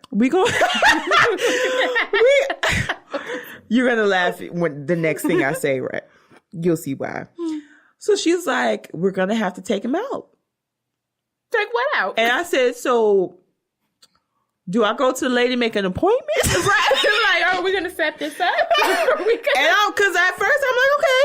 Like, yeah, no big deal. Come back next week. Well, I'm thinking next week because bitch got a test tomorrow. Right. So she said, oh, no, we got to take him out today. I said, excuse me? Today? You got to do what? I vividly remember telling her, I have school tomorrow. Right. I have school tomorrow. I have stuff to do. I do. I didn't have a crib. I didn't have, this is over a month early. Yeah. I didn't have things set up. And then he was preemie. So everything I have from baby shower, anything that everybody gave me was it's too big. And so they were like, no, we got to take him out. So my grandma and my sister barely got there in enough time before they were like forcing me to go to the... They tried to do the Pitocin. They tried to get me to actually go into labor. Yeah. My body wasn't having it. Because I'm not prepared for this. I wasn't. And when I went to the bathroom, I was like, I have to go to the bathroom. She was like, oh, I have to put a catheter in. I said, you got to do what? See. She was like, I have to put a catheter. I was like, I don't want a catheter. She was like, we have to. It's like every person who has to have a catheter. And I said, why do I had such the biggest attitude. Like, why didn't one tell me I need a catheter? See, I would have just started crying. I don't want this. I don't need this. And it's like, it's weird. Like, you know what a catheter is, but you don't know what it is until you actually have one. Yeah, I've heard of what it is. But I'm like, wait, you do what? Well, let me take care of my kidneys so that never has to happen. It's like, no, they still... Yeah. It's one of those, like, those experiences, like... I remember it's just, I'm being very descriptive, but if you're pregnant, then it's going to help you. It feels like you have to go to the bathroom, but it's because there's a catheter in there. I don't like that. And it's like, it's a direct linkage to your bladder. So whatever's in your bladder just comes out. It doesn't just wait there until you have to go, Yeah. So it was weird. It felt like I was holding it. Yeah. But I wasn't. It was weird. it was just one of those things like, and then you got people all up in your vagina, in your business. Mm-hmm. You ain't got no clothes. You can't eat. You can have ice chips and that's pretty much it. You can't even have water, but you can have ice chips. And you got people sticking you. And then in my situation, I couldn't even see my baby for the first 24 hours because I was on magnesium sulfate because of my blood pressure. Because I had atypical preeclampsia. They don't tell you about that. You know, it's just a lot. And then I had to be on bed rest for 24 hours before I can go see my child in NICU because he was only 3 pounds and 11 ounces. He's made up for that. Yeah, God, he's almost like 55 pounds now. Eating in the world. But he been eating the world since NICU. Yeah. He been eating he be the first one crying, hungry as hell, up every hour and a half on the dot. Bitch, I'm hungry. Feed me before I scream all night. That's how Malachi was. But anyway, it's not this whole glamorous thing. I don't know why some women, it's like, it's such a beautiful thing. Yeah. I know Kourtney Kardashian, she was like, I really like it. I'm like, well, I can tell. But she's one of those weird people. And I was like, I really like it. I'm like, she also doesn't wear deodorant because she doesn't like the stuff in it. So I'm not going to go by her. It's just, I just rather be honest. Of course, you don't want to be gory with stuff to have pregnant women paranoid. Yeah. But I just like to tell my personal experience. Yeah. Like, I didn't have morning sickness, which is a good thing. Oh, the best part, not having a period for almost a year. Yeah. That was beautiful. Yeah. Because even after having a baby and breastfeeding, you still have your period for a while. Yeah. So that was amazing. Yeah. Didn't have to waste money on tampons, pads, and none of that. Right. I feel like when I see women that's like, granted these are celebrities and stuff, but like when you see women that's like still very put together, it's like, I admire you. Because I've never experienced it, but I just know. Bring on the flats and the sweats and the comfortability. I feel like a woman being pregnant, especially a celebrity, I understand people are going to talk shit. I understand that, but that's what happens when your life is in front of everybody's faces. Mm-hmm. But being pregnant, it really is a time to focus on you and how you feel and how comfortable you are. Right. If you feel like you want to have 2 doubles from In-N-Out with animal fries and a milkshake, you go ahead and do that. Now, if your doctor said you got to slow down with the cheeses and stuff like that. But it's the personal journey between really with that woman, because you can have your husband say all that kind of stuff, but at the end of the day, they're not carrying your child. Yeah. If you don't want to wear heels, don't wear heels. Would I recommend it? Fuck no. Right. But if you feel like you can still sashay away when you're 8.5 months pregnant, then by all means, just don't tip over. Because it's going to be a problem.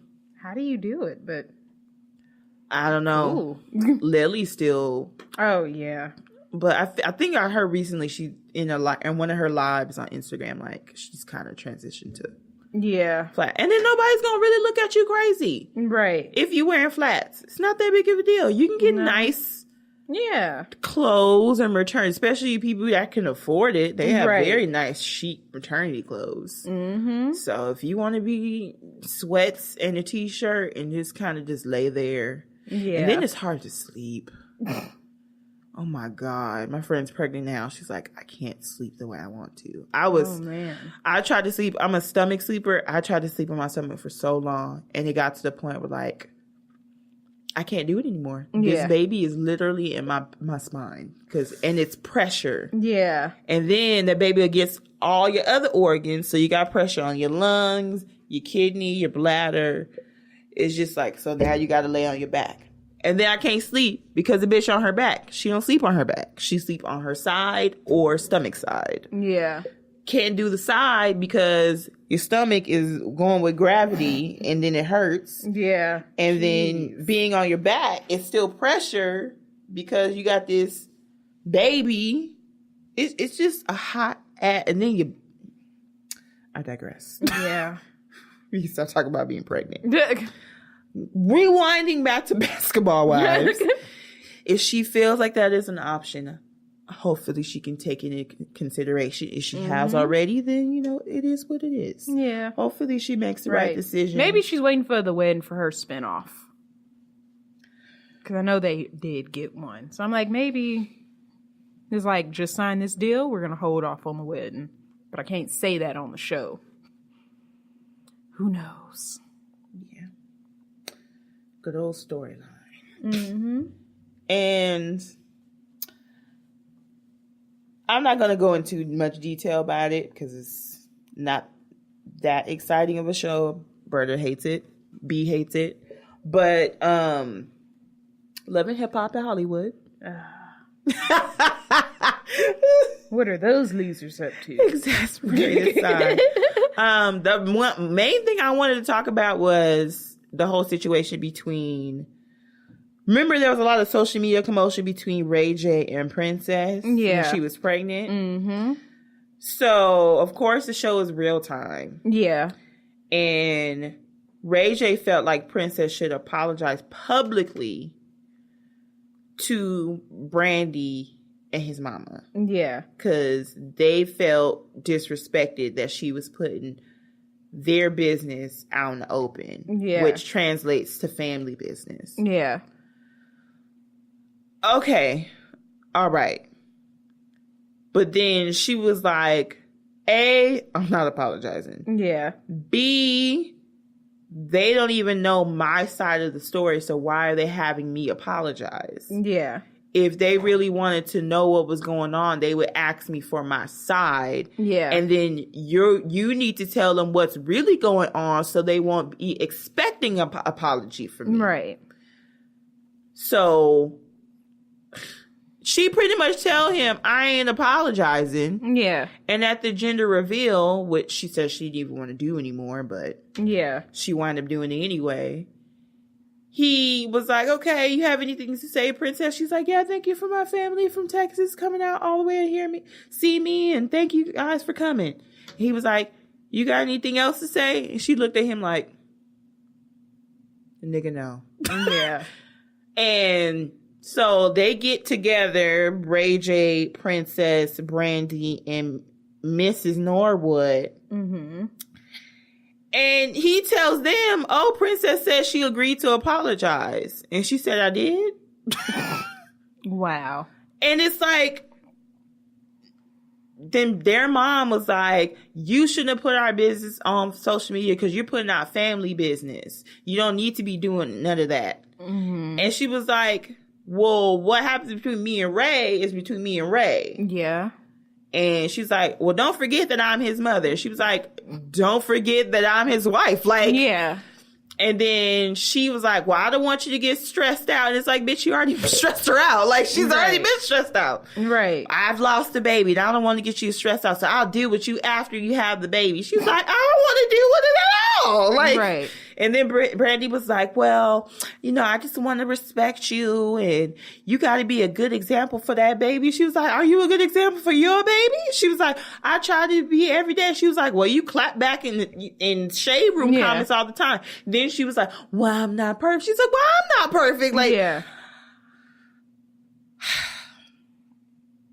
I feel like Brandy and Mama, my personal opinion, need to stay out their business. Yeah. Like you've had the capability to be in his business prior to him being married. Yeah. But now he is married. He has a wife with the baby on the way. Mm-hmm. If she say he was gone for 6 days and she couldn't get in contact with him and she felt like being on social media was the only way to get him to respond, then you need to tell your son to not abandon his wife for 6 days. Yeah. And not tell her, well, you shouldn't be putting our business on the internet. I'm pretty sure she don't want to put it on the internet. Right.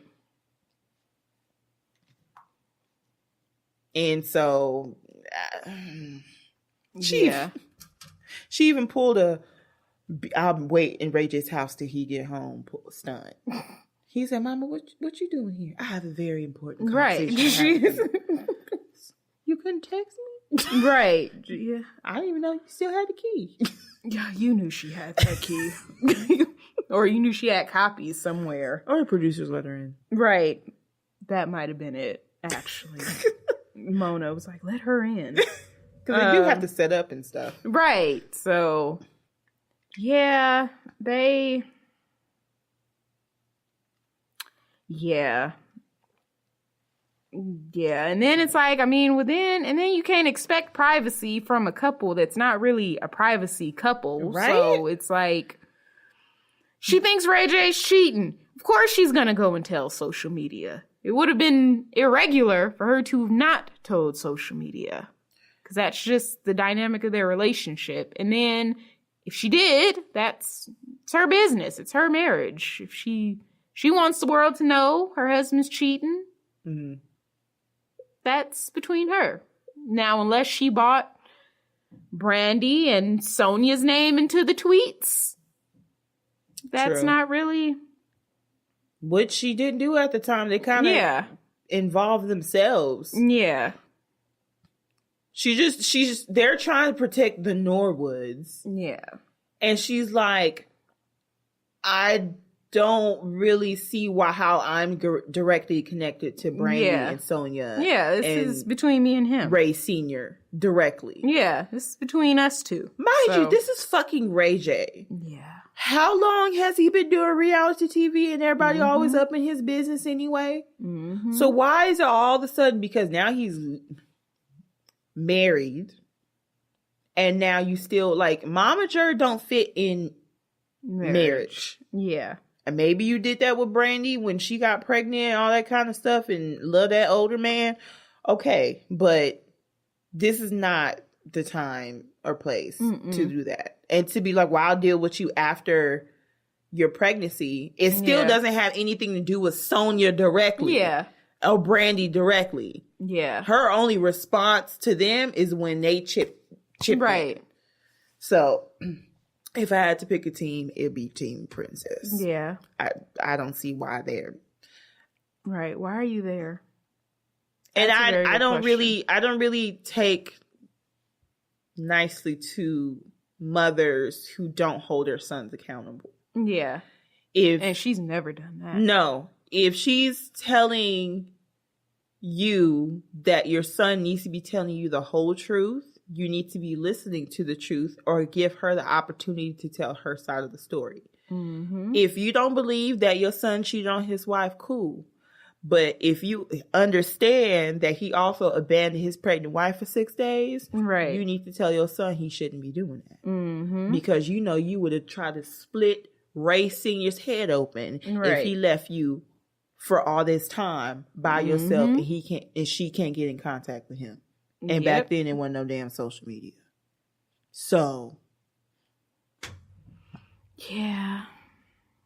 I just hate how he felt like Princess owed them an apology because he's like a little puppet from Sonia. Yeah. But whatever. And I believe Lyrica fucked Safari. Because she got too mad. Right. She got way too mad. She tried to ruin the damn gender reveal at the end. She walked up. Brooke! Right. Brooke turned around like, yes. Why are you telling people I'm lovely? She was like, because I sent it. Oh. And it was, and she was right there. You can see on her face like, oh, I feel uncomfortable. Yeah. They were like flirting with each other. And then when A1 was like, let me see your phone. She gave him her phone. And the whole text message thread between her and Safari was empty. It never happened. And he was like, why ain't no text messages? She's like, I don't keep all my text messages. The guilty ones. I personally don't delete my text messages because I need receipts. If you feel like you need more space, then bitch, you need to upgrade. Mm-hmm. Maybe 250 gigs. Yeah, no, 256. She deleted that because she's married. Like, I'm not gonna accidentally leave my phone unlocked and he come by. She was like, fuck everybody. I was like, oh my gosh, she's gone crazy. She's like, I'm just tired of people trying me. Right. And it's like, Kim Estelle was like, I know one thing I don't do. I don't lie. Lord. So that part was bless funny. Their hearts. But everything else is pretty much. Oh, Lyrica Mama. Yeah. And A1 Mama. Again. She throws pancake batter at her. First it was the chicken. No, first she throws it on the ground, but most of it got on A1. But then the mama started going back and forth. That's the next episode. Wow, they were just cool. Wow. She was like, don't you? Because now something happened about cheating, and then mama's overstepping again, really. I mean, it really is. I don't know. Yeah. And it's hard for me to say what type of mom I'd be, but I'd be, let my son, he's cheating on me. Well, what you gonna do? As long as you don't put your hands on him, I'm pulling a Trina. Do what you do. That is you and your business. Right. That ain't my wife. But I'm gonna let you know when you wrong. Right. But once I do that, you need to handle your situation with your wife on your own. Mm-hmm. You an adult now. Right. Figure it out. You figure it out. But I don't know. Bless them. I would take offense if my mom-in-law was always in my fucking business. Yeah. Even if you did tell your mom everything. Right. Your mom still knows to have boundaries. Yeah. She didn't. No, Sonya ain't got no boundaries. A1 Mama and Lyrica Mama ain't got no boundaries. Nobody but Mama got boundaries on this damn show. Right. Storyline. Right. It's like, what? Well. Yeah. I mean, it did give us a great scene with Safari eating on salad. Right. Talking about witch trainers. Yeah, because Aiden just... Yeah. And then, like, I know Sonya, it's just she coddles Ray J to no end. Mm. So that's really just like favoritism, and that's my baby, and no one's ever going to do that. Mm. I think like everybody's mamas on these reality shows, it's like they're a special type of mom. Like Candy's mom is like, you ain't running away with our money. Our money. Right.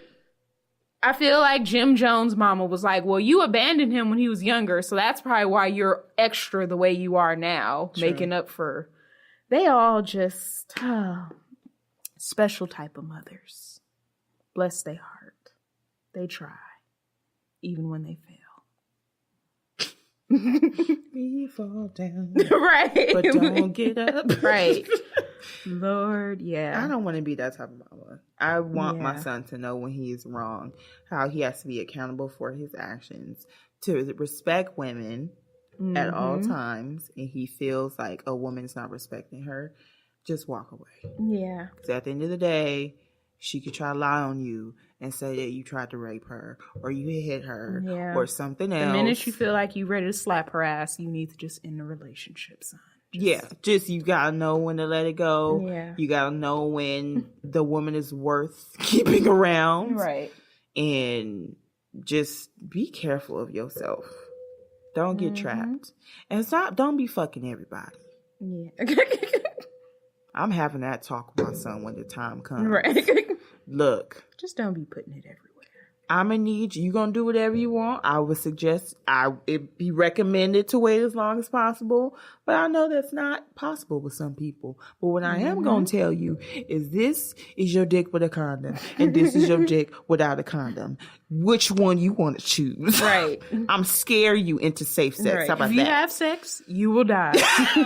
Like, right. If you take off your clothes, you will die. You will get chlamydia and die. Simple as that, son. And these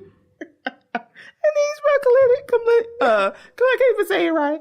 Chlamydia KLA. Right. Coach Carr, there we go. Right. Banging two Asian friends behind each other's back. See, it's time to watch Mean Girls even all over teachers again. Ain't shit. See. So sad. And they were only sophomores. Right. Can't even trust your husband going to work every day around kids. Now that's horrible. Completely horrible. Anyway, that brings the close to our episode this week. Yes. Make sure to follow us, the podcast, on Instagram, Twitter, and Facebook, RealiTEA-V. You can email us at RealiTEA-V@gmail.com. You can follow me personally at Fumi Adagun on Twitter, Instagram, and Facebook, Ebony888 on Snapchat. And if you want to see my journey of me trying to stop being a fat ass, you can go to Fumi Loses Fat on Instagram. Right. Yeah. And that's it. Bye. Bye.